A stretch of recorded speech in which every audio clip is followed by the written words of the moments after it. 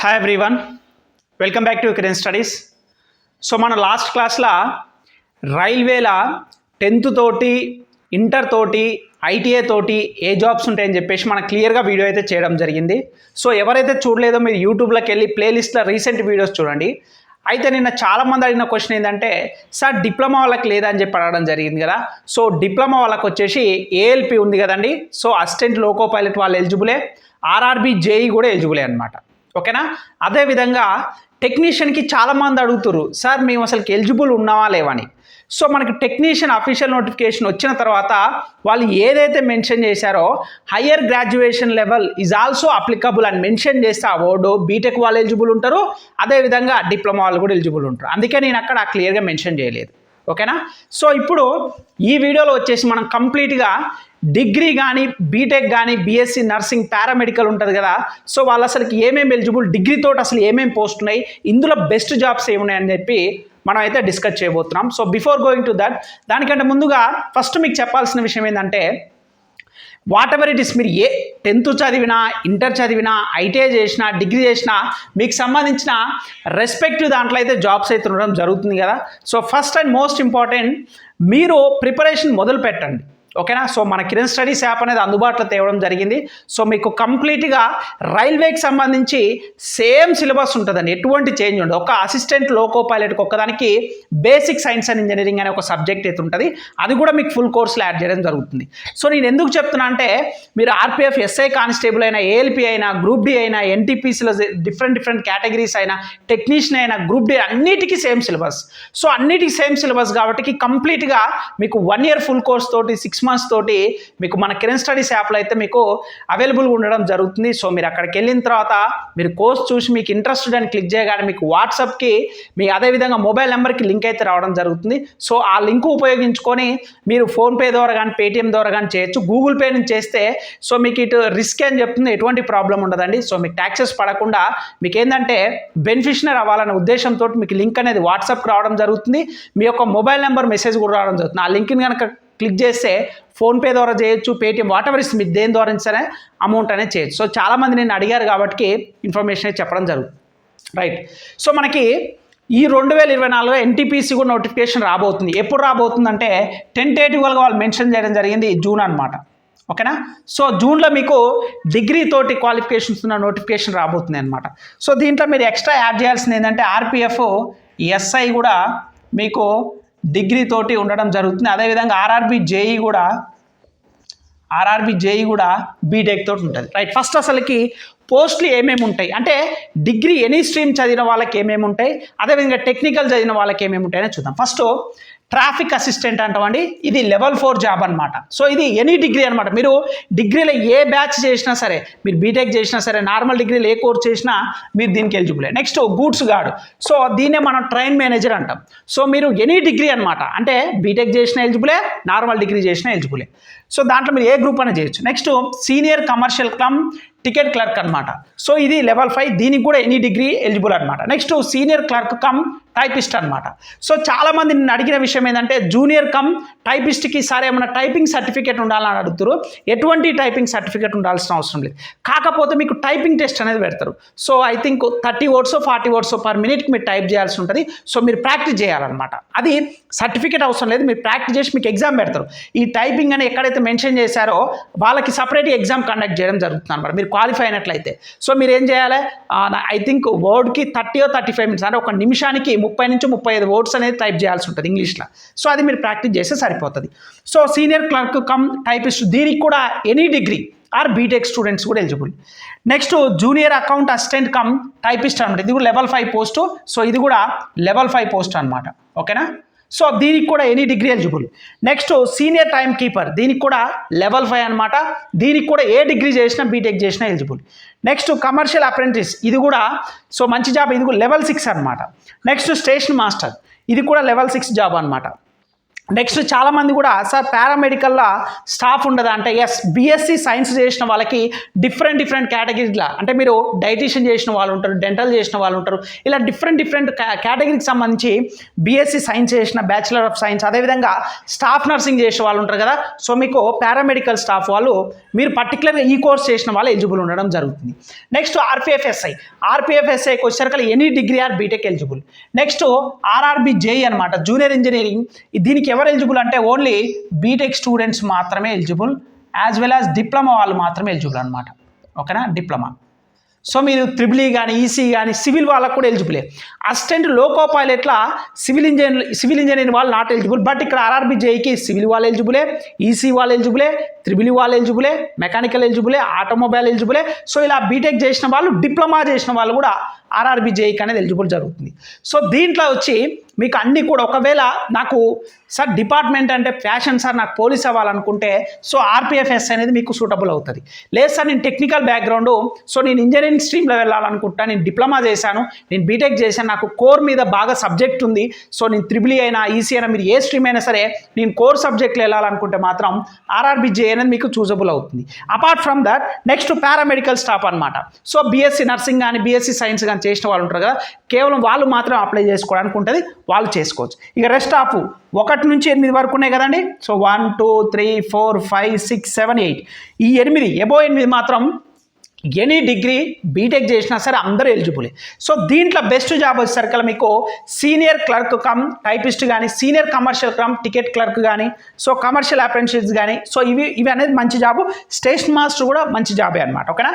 So goods guard కూడా salary అనేది ఎక్కువ వస్తుంది. So what ever it is, అంటే ఇక్కడ మీకు మెన్షన్ చేసిన అన్నీ కూడా మీరు డిగ్రీ చేసిన వాళ్ళు ఎలిజిబుల్.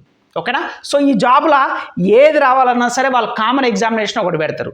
అయితే మీరు అందులో బెస్ట్ స్కోర్ వస్తే అప్పుడు మీరు ఏం చేయాలంటే దీంట్లో మీరు ప్రిఫరెన్స్ ఇచ్చుకోవాల్సి వస్తుంది అనమాట. అంటే ఫస్ట్ ఏం చేయాలి, ఇందులో మీకు నచ్చిన జాబ్ రావాలనుకుంటే ఆర్పిఎఫ్ఎస్ఐకి సపరేట్ ఎగ్జామ్ కండక్ట్ చేస్తారు, ఆర్ఆర్బి జేఈకి సపరేట్ ఎగ్జామ్ కండక్ట్ చేస్తారు, సో పారామెడికల్ స్టాఫ్కి సపరేట్ ఎగ్జామ్ కండక్ట్ చేస్తారు. ఈ 1 నుంచి 8 వరకు ఉన్న వాటికి మాత్రం ఒకటే ఎగ్జామ్ కండక్ట్ చేస్తారు. మీకు జాబ్ వచ్చిన తర్వాత మీరు ప్రిఫరెన్స్ని బట్టి సో కమర్షియల్ ఏంటిది సీనియర్ కానీ, సీనియర్ కమర్షియల్ క్లబ్ కానీ, సీనియర్ క్లర్క్ కానీ, సో అకౌంట్ సెక్షన్ కానీ, సో అసిస్టెంట్ కానీ, సో ఇక్కడనే జాబ్స్ అనేది అప్పుడు మీకు ఎగ్జామ్ అయిపోయిన తర్వాత పోస్ట్ ప్రిఫరెన్స్ ఎలా పెట్టుకోవాలనేది కూడా నేను ఆఫ్టర్ ఎగ్జామ్ తర్వాత చెప్తాను. సో ఫస్ట్ మీకు ఐడియా ఉండాలి. చాలామంది అడుగుతారు సార్ డిగ్రీతో ఏముంటాయి ఇలా అన్నారు, చాలామంది అడుగుతున్నారు అన్న ఒక్క ఉద్దేశంతో కంప్లీట్గా ఇవ్వనమాట. మీరు స్క్రీన్ షాట్ అని తీసుకోండి. సో ఆర్పిఎఫ్ఎస్ఐ అనేది డిపార్ట్మెంట్కి సంబంధించింది. ఓకేనా. ఆర్ఆర్బిజే అనేది టెక్నికల్ స్టూడెంట్స్, ఓన్లీ బీటెక్ డిప్లొమాలు మాత్రం ఎలిజిబుల్ అనమాట. ఇది కంప్లీట్గా డిగ్రీ తోటి రైల్వేలో ఉన్నాయి. సో మనం 10th తోటి చూసాము, ఐటీఐతో చెప్పుకోవడం జరిగింది, ఇంటర్తో చెప్పుకోవడం జరిగింది. డిప్లొమా వాళ్ళకి నేను మళ్ళీ చెప్తున్నానండి, డిప్లొమా వాళ్ళు అసిస్టెంట్ లోకో పైలట్ ఏఎల్పి జాబ్కి ఎలిజిబుల్, బీటెక్ వాళ్ళు కూడా ఎలిజిబుల్, ఐటీఐ వాళ్ళు కూడా ఎలిజిబుల్. నెక్స్ట్ టెక్నీషియన్ జాబ్స్కి యాక్చువల్గా అయితే మెన్షన్ చేస్తే అంటే higher qualified, for example electrician ఉందనుకోండి, బీటెక్లో త్రిబుల్ ఈ చేసిన వాళ్ళు ఉంటారు, డిప్లొమాలో త్రిబుల్ ఈ చేసిన వాళ్ళు ఉంటారు. సో వాడక్కడ ఆ నోటిఫికేషన్ మెన్షన్ చేయాలి, upper education limit students can also be applicable అని చెప్పి ఆ వర్డ్ మెన్షన్ చేస్తే అంటే అది ఎప్పుడు తెలుస్తుంది మనకి, మార్చి 8 లేదా 9వ తారీఖు నాడు తెలుస్తుంది. సో అందుకోసం నేను అక్కడ మెన్షన్ చేయలేదు. సో వాళ్ళు ఎలిజిబుల్, డిప్లొమాలో ఆర్ఆర్బి జేఈకి కూడా ఎలిజిబుల్ అనమాట. ఓకేనా. ఇది కంప్లీట్గా నాకు తెలిసినంత వరకు అన్ని ఇన్ఫర్మేషన్, మీరు ఏ గ్రాడ్యుయేషన్ కంప్లీట్ అయినా సరే కంప్లీట్ ఇన్ఫర్మేషన్ అనేది మీకు లాస్ట్ క్లాస్ ఈ క్లాస్ కనుక చూస్తే బెస్ట్ జాబ్స్ ఏంటిది, సో ఎలా ప్రిపేర్ అవ్వాలి ఏంటని కూడా మనం చెప్పుకున్నాం. అయితే ఇప్పుడు చాలామంది అడుగుతున్న డౌట్ ఏంటంటే సార్ నేను ప్రిపేర్ అయ్యేది only group D 10th based మాత్రమే ప్రిపేర్ అవుతానంటారు కదా. నేను లాస్ట్ క్లాస్లో కూడా అదే చెప్పాను. మీ టార్గెట్ డిగ్రీ కనుక మీరు కంప్లీట్ అయి ఉంటే సో ఇది పెట్టుకోండి. ఇక్కడ ఉన్న ఏది మనకి సీనియర్ కమర్షియల్ క్లబ్ కానీ, సో అదేవిధంగా నెక్స్ట్ జూనియర్ అకౌంట్ అసిస్టెంట్ కానీ, సో ఈ స్టేషన్ మాస్టర్ కానీ, ఇలాంటి పెద్ద జాబ్స్ గోల్ పెట్టుకోండి. ఎందుకనంటే మీ డ్రీమ్ ఎప్పుడైనా బిగ్గర్గా ఉంటుందో మన ప్రయత్నం చేసేది కూడా అలానే ఉండాలి. చిన్న గోల్స్ పెట్టుకోవద్దు. ఆ చిన్న జాబ్ వచ్చిన తర్వాత మళ్ళీ మీరు ప్రిపేర్ అయ్యి మళ్ళీ పెద్ద జాబ్కి వెళ్ళాలి అవసరమా? మీరు ప్రిపేర్ అయ్యేది ఏదో అన్నిటి కామన్ సిలబస్. చాలామంది అంటారు సార్ సిలబస్ వేరంటగా. ఎవరు చెప్పారమ్మా సిలబస్? మీరు రైల్వేలో ఏ ఎగ్జామ్ అని రాయండి, arithmetic, reasoning, general science, general awareness, current affairs, ఈ 5 సబ్జెక్టులు తప్పితే ఏ సబ్జెక్ట్స్ కూడా వేరే ఉండవు. మీరు కావాలంటే చెక్ చేయండి. ఒక్క అసిస్టెంట్ లోకో పైలట్ ఏఎల్పికి ఒక్కదానికి బేసిక్ సైన్స్ అండ్ ఇంజనీరింగ్, అది కూడా మీకు సిబిటి టూలో యాడ్ అవుతుంది. ఇక ఆర్ఆర్బి జేఈ అంటారా, సో పేపర్ టూలా అంటే సిబిటి టూలా కోర్ సబ్జెక్ట్ ఉంటుంది. అదర్ దాన్ దట్ రిమైనింగ్ అన్ని ఎగ్జామ్స్ కూడా సేమ్. పారామెడికల్ వాళ్ళ కోర్ సబ్జెక్ట్ ఉంటుంది. ఇంకా మీకు ఎక్కడ డిఫరెంట్ ఉంటుందండి తెలియక, అంటే వాళ్ళకి మిస్గైడెన్స్ అనమాట. వాళ్ళకి సగం ఐడియా ఉంటుంది, ఆ సగం దానే నమ్ముతారు. మీకు జీరో నాలెడ్జ్ ఉన్నా సరే మన క్లాసెస్ స్టార్ట్ చేయండి. నేను ఒకటే చెప్తున్నాను, టైం పోతే మళ్ళీ రాదు. ప్రతి వీడియోలో కూడా ఇదే చెప్తున్నాను. ఎందుకు సార్ అంటున్నంటే, మన లైఫ్లో మనం ఒక్కసారి సక్సెస్ బాటలో వెళ్తే ఎంటైర్ మన జనరేషన్ మారిపోతుంది. మరి అంత రెస్ట్ ఆఫ్ లైఫ్ గురించి మనం ఎంత కష్టపడాలి ఒకసారి ఆలోచించండి.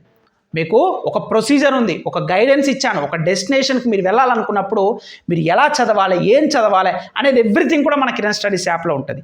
సో అఫీషియల్ ఇన్ఫర్మేషన్ ఏది వచ్చినా సరే మీరు ప్లే స్టోర్కి వెళ్ళినా సరే మన కిరణ్ స్టడీస్ యాప్ అనేది డౌన్లోడ్ చేసుకోవచ్చు, లేదా వీడియో డిస్క్రిప్షన్ కూడా లింక్ ఇస్తాను.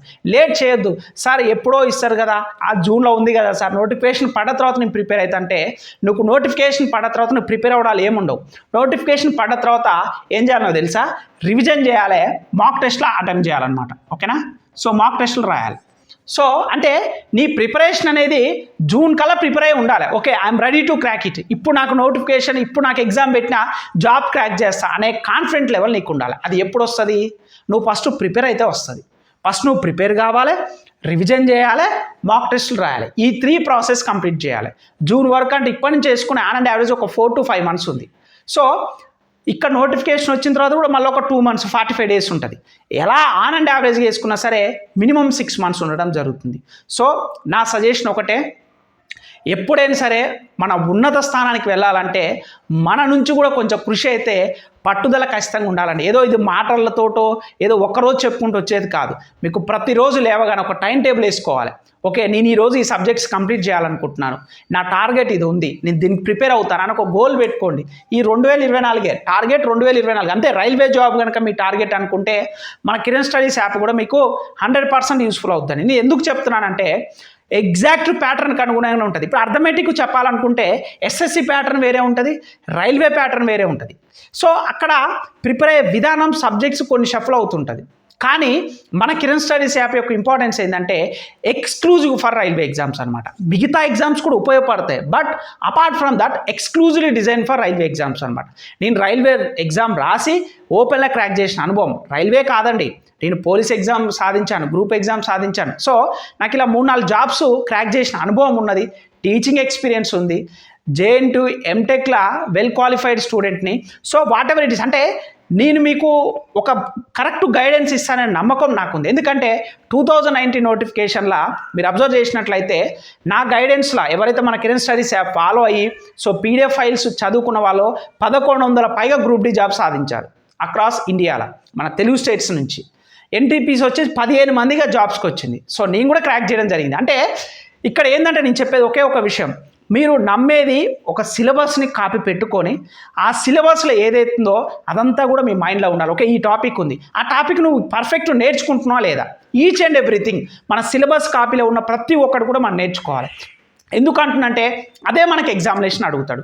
దేనికి ఎక్కువ ఇంపార్టెన్స్ ఇవ్వాలి, అర్థమెటిక్, రీజనింగ్, జనరల్ సైన్స్. నువ్వు రైల్వేలో ఏ జాబ్ క్రాక్ చేయాలని ఫస్ట్ ఈ 3 పర్ఫెక్ట్ నేర్చుకోండి. ఆటోమేటిక్గా రిమైనింగ్ అన్నీ కూడా ఆటోమేటిక్గా వస్తాయి. ఎందుకంటే మీరు ఫస్ట్ కాంపిటేటివ్ ఫీల్డ్కి అడుగు పెట్టిన దగ్గర నుంచి ఏదో ఒక రోజు చదువుతూనే ఉంటారు, కరెంట్ అఫైర్స్ అని, history, polity, geography, economy, so and so అని చెప్పేసి. సో మీకు అవన్నీ టచ్ ఉన్న సబ్జెక్టులు. బట్ మీరు మన ప్రిపరేషన్ని 100% ఒక టు డూ లిస్ట్ వేసుకోండి. ప్రతిరోజు ఏం చేయాలి ఒక టైం టేబుల్ వేసుకొని ప్రిపరేషన్ చేస్తే ఖచ్చితంగా జాబ్ సక్సెస్ అవుతుంది 100%. సో నేను మళ్ళీ చెప్తాను, మన కిరణ్ స్టడీస్ యాప్లో మీరు ఏ కోర్స్ అన్నా 1 year కోర్స్ కానీ 6 months కోర్స్ కానీ తీసుకొని మాక్ టెస్ట్లు తీసుకోండి. ఐ యామ్ ఇంట్రెస్టెడ్ అని చెప్పి ఒక లింక్ వస్తుంది, దాని మీద క్లిక్ చేయగానే మీకు వాట్సాప్కి ఒక లింక్ పోతుంది, మీ మొబైల్ ఉంటుంది కదా, మొబైల్కు మెసేజ్ కూడా ఒక లింక్ వస్తుంది. ఆ లింక్ ద్వారా మీరు గూగుల్ పే చేయొచ్చు, అదేవిధంగా పేటిఎం చేయొచ్చు, ఏదైనా చేయొచ్చు, ఒక ఫోన్పే కూడా చేయొచ్చు. అదే గూగుల్ పే చేసేటప్పుడు మాత్రం అది గూగుల్ వాంది కాబట్టి ట్యాక్స్ కట్టాలని చెప్పేసి రిస్క్ అని వస్తుంది, ఎటువంటి ప్రాబ్లం ఉండదు. లేదంటే మీరు ఫోన్పే నుంచి చేయొచ్చు, పేటిఎం నుంచి చేయొచ్చు, గూగుల్ పే నుంచి కూడా చేయొచ్చు, ఎటువంటి డౌట్ పడాల్సిన అవసరం లేదు. మనం ప్రతి ఒక్కటి కూడా యాప్ని ఎవ్రీథింగ్ కూడా అప్డేటెడ్, ఎటువంటి ప్రాబ్లమ్స్ లేకుండా మనం అప్డేట్ చేస్తూ టెక్నికల్ టీమ్ అనేది మన కిరణ్ స్టడీస్ యాప్కి సపరేట్గా మెయింటైన్ చేయడం జరుగుతుంది. వాటికి మీకు ఎటువంటి ప్రాబ్లం అనేది ఉండదు. సో నేను చెప్పేది ఒకటి, ప్రిపరేషన్ని ఈ రోజు నుంచే స్టార్ట్ చేయండి. నేను మళ్ళీ చెప్తున్నాను, టైం పోతే మళ్ళీ రాదు.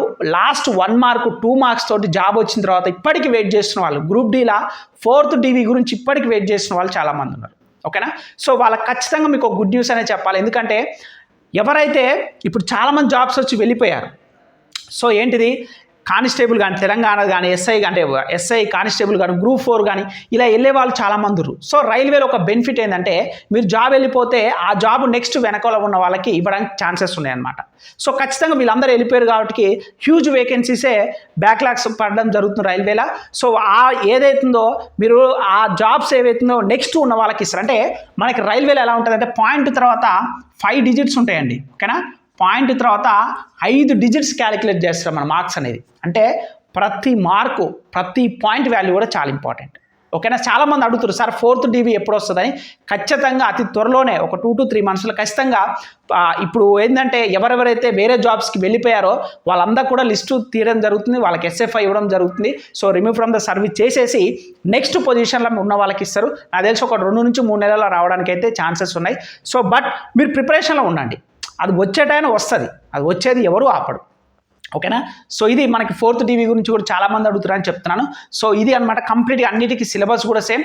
ఒకసారి డెమో వీడియో చూడండి మన కిరణ్ స్టడీస్ యాప్లో. 2000 మాక్ టెస్ట్లు అన్నీ కూడా కంప్లీట్గా NCERT బేస్డే ఉన్నాయన్నమాట. టైం వేస్ట్ చేసుకోవద్దు. సో ఈ రోజు నుంచే ప్రిపరేషన్ స్టార్ట్ చేయండి. సో RPF SI కానిస్టేబుల్ గురించి కూడా అడుగుతారు. RPF SI కానిస్టేబుల్ ఎంప్లాయ్మెంట్ న్యూస్లో అయితే డిజిటల్ కదా మనకి వచ్చిన ఎడిటోరియల్ కూడా రావడం జరిగింది. నాకు తెలిసి 2 నుంచి 3 రోజులలో అఫీషియల్గా రైల్వే నుంచి ఏదైనా ఇన్ఫర్మేషన్ వస్తే మన కిరణ్ స్టడీస్ యాప్లో నేను ఇన్ఫార్మ్ చేస్తాను. బట్ మీ ప్రిపరేషన్ మాత్రం స్టార్ట్ చేయండి. మీకు రైల్వే జాబు మీ దగ్గర ఉండాలంటే కిరణ్ స్టడీస్ యాప్ మీ దగ్గర పెట్టుకోండి, ఎక్స్క్లూజివ్ ఫర్ రైల్వేసే.